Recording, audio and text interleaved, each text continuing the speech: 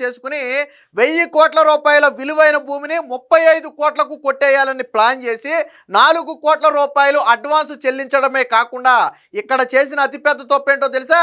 5 జీవోలు, నకిలీ జీవోలు సృష్టించాడు. అంటే ప్రభుత్వ భూమిని కొంతమంది వ్యక్తుల పేరిట క్రమబద్ధీకరించినట్టుగా నకిలీ జీవోలను సృష్టించాడు.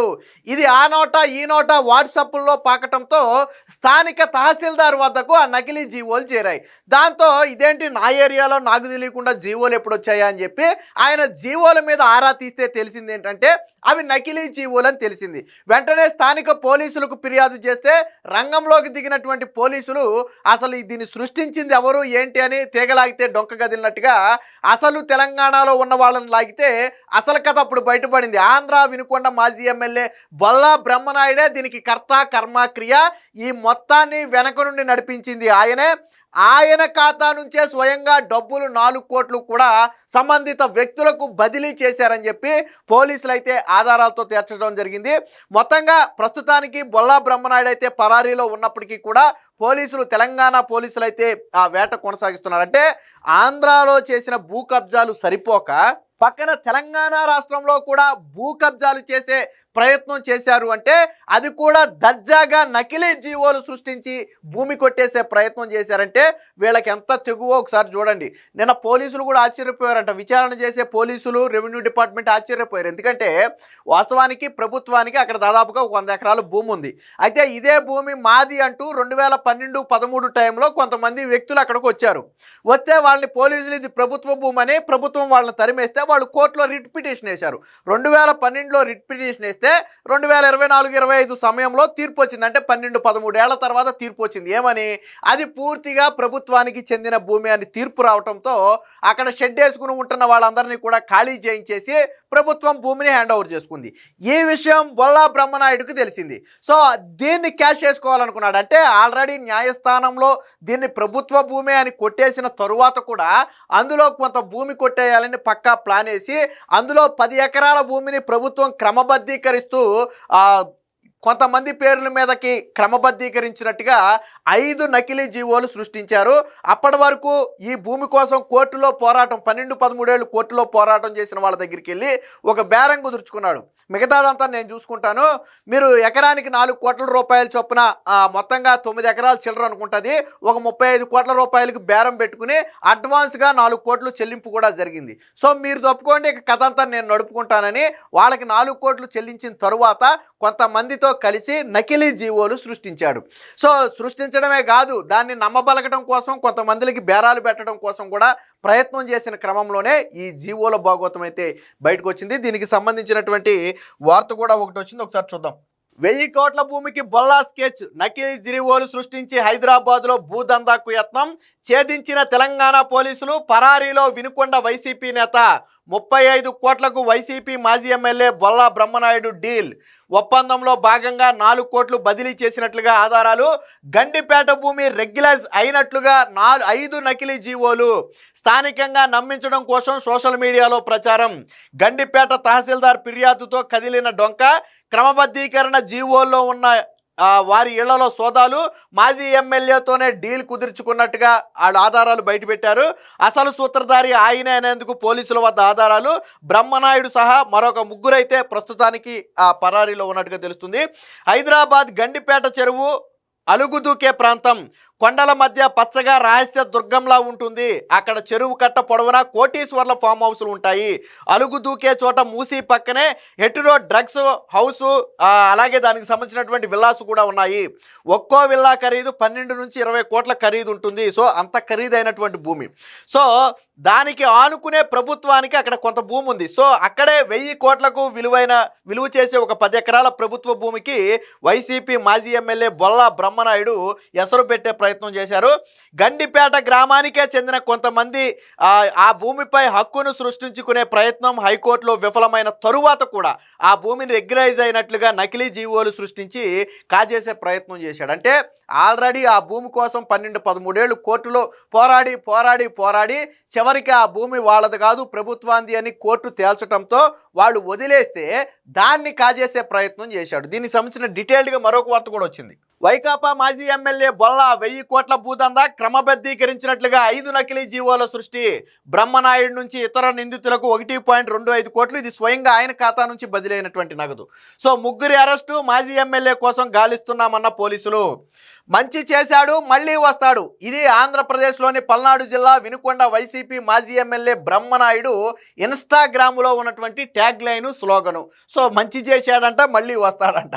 కానీ సర్కారునే ముంచే పని చేసి అడ్డంగా దొరికిపోయాడు. ఆంధ్రప్రదేశ్కు చెందిన ఆయన హైదరాబాద్ శివారులోని 1000 కోట్ల విలువైన ప్రభుత్వ భూమిని కొట్టేసేందుకు ఘరానా భూదందా వెలుగులోకి వచ్చింది. ఏకంగా నకిలీ జీవోలు సృష్టించి ఆ భూమిని కాజేసే ప్రయత్నం కుట్ర బహిర్గతమైంది. గతంలో కోకాపేట నియోపోలిస్లో ఎకరం 100 కోట్లకు అమ్ముడుపోగా ఇప్పుడు అలాగే బ్రహ్మనాయుడు కూడా అంతే ఖరీదు ఉన్నటువంటి భూమిని కొట్టేసే ప్రయత్నం చేశాడు. దీనికి ఇక్కడ చూడొచ్చు మీరు, సర్వే నెంబర్ 18లోని ప్రభుత్వ భూమి, ఇందులోనే 9 ఎకరాల 28 కుంటలు ఆక్రమించే ప్రయత్నం. ఏదైతే మీకు ఇక్కడ రెడ్ మార్క్ వేసి చూపిస్తున్నారో ఈ ముక్క మొత్తాన్ని కూడా ఆక్రమించే ప్రయత్నం చేశారు. సో దీనికి సంబంధించిన మరొక వార్త కూడా ఉంది. సో దీనికి సంబంధించి స్థానిక సహదారు ఇచ్చినటువంటి ఫిర్యాదు ఆధారంగా దర్యాప్తు చేపట్టిన సైబరాబాద్ పోలీసులు ముగ్గురు నిందితులను అరెస్టు చేశారు. పరారీలో ఉన్న మాజీ ఎమ్మెల్యేతో పాటు మిగిలిన నిందితుల కోసం గాలిస్తున్నట్టుగా ప్రకటించారు. ఈ ఘరానా మోసానికి సంబంధించిన పూర్వపరాలను హైదరాబాద్కు చెందినటువంటి సైబర్ క్రైమ్ పోలీసులు, అలాగే లా అండ్ ఆర్డర్కి చెందినటువంటి పోలీసులు అందరూ కూడా బయట పెట్టారు. సో కొట్టేసిన కేసు ఆధారంగా దీనికి బీజం అంటే అసలు దీని స్టోరీ ఏంటంటే, అసలు ఈ ల్యాండ్ స్టోరీ ఏంటనేది ఇక్కడ రాశారు చూడండి ఒకసారి. రంగారెడ్డి జిల్లా గండిపేట గ్రామం, సర్వే నంబర్ 18లో ప్రభుత్వానికి 104 ఎకరాల 25 కుంటల భూమి ఉంది. అది 1954-55 కాస్రా పహానీ రికార్డుల ప్రకారం పోరంబోకు కంచెగా నమోదైంది. అయితే ఆ భూమి తమదేనంటూ దశరథ్ అనే వ్యక్తి, అతని కుమారులైనటువంటి నిమ్మల రాజేష్ గౌడు, వేణుగోపాలు, రామస్వామి కుమార్తె మంగ అప్పుడప్పుడు ఆ భూమిలోకి వచ్చేవారు. అయితే ప్రభుత్వ యంత్రాంగం వారిని ఖాళీ చేయించేందుకు ప్రయత్నించిన క్రమంలోనే 2012లో హైకోర్టులో రిట్ పిటిషన్ వేశారు. ఎవరైతే ఈ భూమి మాది అంటున్నారో వాళ్ళకి రిట్ పిటిషన్ అయితే వేశారు. అది పెండింగ్లో ఉండగానే భూమిని విక్రయించేందుకు రుద్రరాజు రామకృష్ణరాజుతో ఒప్పందం చేసుకున్నారు. ఈ క్రమంలో ఆ భూమిలో షెడ్డు నిర్మించి విజయవాడకు చెందిన సునీల్ను అందులో ఉంచారు. అయితే అది ప్రభుత్వ భూమి అని గుర్తించిన రామరాజు ఒప్పందం రద్దు చేసుకుని అక్కడి నుంచి వెనక్కి వెళ్ళిపోయాడు. న్యాయస్థానంలో వాదనల అనంతరం 2025లో అంటే 13 ఏళ్ల తర్వాత అక్టోబర్ 6న ఆ పిటిషన్ను కొట్టివేస్తూ భూమి ప్రభుత్వానిదేనని తీర్పు వెలువరించింది.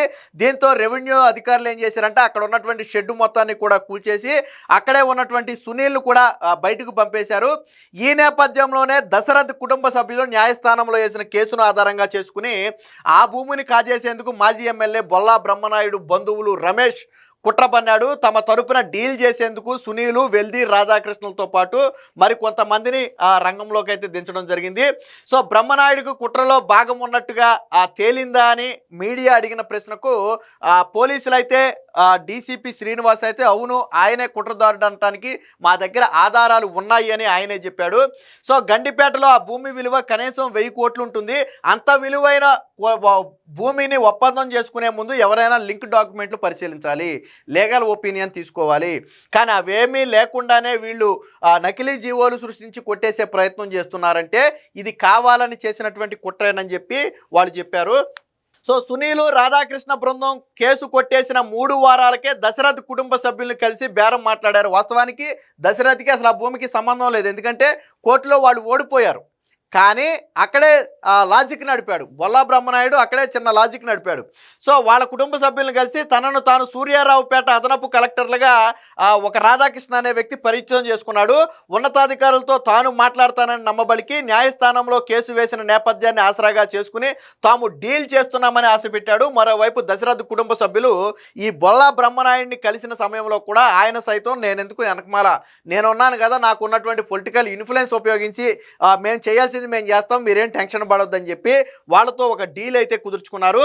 అందుకు దశరథ్ కుటుంబ సభ్యులు అంగీకరించడంతో ఎకరాకు 3.5 కోట్లు చొప్పున చెల్లిస్తామని ఒప్పందం చేసుకున్నారు. అందులో భాగంగా సుమారు 4 కోట్లను దశరథ్ కుటుంబ సభ్యులకు ముట్టజెప్పారు. ఇందులో 1,25,00,000 చొప్పున 2 విడతలుగా బొల్లా బ్రహ్మనాయుడు ఖాతా నుంచే నేరుగా దశరథ్ కుటుంబానికి వాళ్ళ బ్యాంకు ఖాతాలకైతే ట్రాన్స్ఫర్ చేశారు. అది కూడా పోలీసులు అయితే గుర్తించారు. ఈ క్రమంలోనే నకిలీ జీవోలు సృష్టించేందుకు చూసేందుకు తెరదీశారు.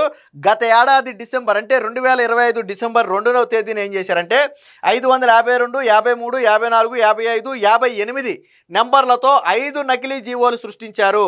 సర్వే నెంబర్ 18కి బైలైన్లు వేస్తూ మొత్తం 9 ఎకరాల 28 కుంటల ప్రభుత్వ భూమిని నిమ్మల రామస్వామి, రాజేష్, వేణుగోపాల్ మంగతో పాటు కాముని నాగేశ్వరరావు పేట క్రమబద్ధీకరణ చేస్తున్నట్టుగా ఆ జీవోలో పేర్కొన్నారు.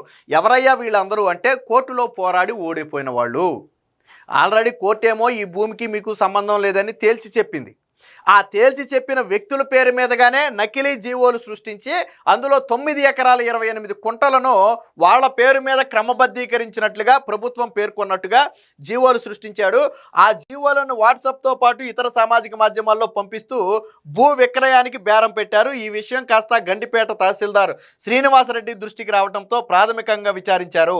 అవి నకిలీ జీవోలను తేలటంతో నర్సింగ్ పోలీసులకు ఫిర్యాదు చేస్తే వాళ్ళు కేసు నమోదు చేసి అనంతరం న్యాయస్థానం అనుమతితో రామస్వామిని, వేణుగోపాలు, రాజేష్ ఇళ్లలో సోదాలు చేసి నకిలీ జీవోలతో పాటు బ్యాంక్ పాస్ పుస్తకాలతో పాటు మొబైలు, ల్యాప్టాప్ అన్ని స్వాధీనం చేసుకుని వాళ్ళ ముగ్గురిని అరెస్ట్ చేస్తే కోర్టు వాళ్ళకి రిమాండ్ కూడా విధించింది. ఈ బొల్లా బ్రహ్మనాయుడుతో పాటు మరొక ఇద్దరు అయితే ప్రస్తుతానికి పరారీలో ఉన్నారు. అంటే మొత్తంగా 6-7 మంది ఈ స్కామ్లో ఇన్వాల్వ్ అయ్యారు. అంటే చూడండి, కోర్టు కొట్టేసిన తర్వాత ఎంత ధైర్యంతో వీళ్ళు ఆ భూమిని కాజేయటానికి నకిలీ జీవోలు సృష్టించారు. సృష్టించడమే కాకుండా వెంటనే మళ్ళీ దాన్ని అమ్మేయాలని కూడా స్కెచ్ వేశారు. అంటే ఏ స్థాయిలో వీళ్ళు కుట్రకు పాల్పడారో చూడండి. కానీ సాక్షిలో ఎక్కడ దీని గురించి వార్త మాత్రం రాలా. 1000 కోట్ల రూపాయల విలువైన భూమిని హైదరాబాద్ శివారుల్లో కొట్టేసే ప్రయత్నం చేసి పోలీసులకు అడ్డంగా దొరికిపోతే సాక్షిలో కనీసం వార్త రాలా ఎక్కడ.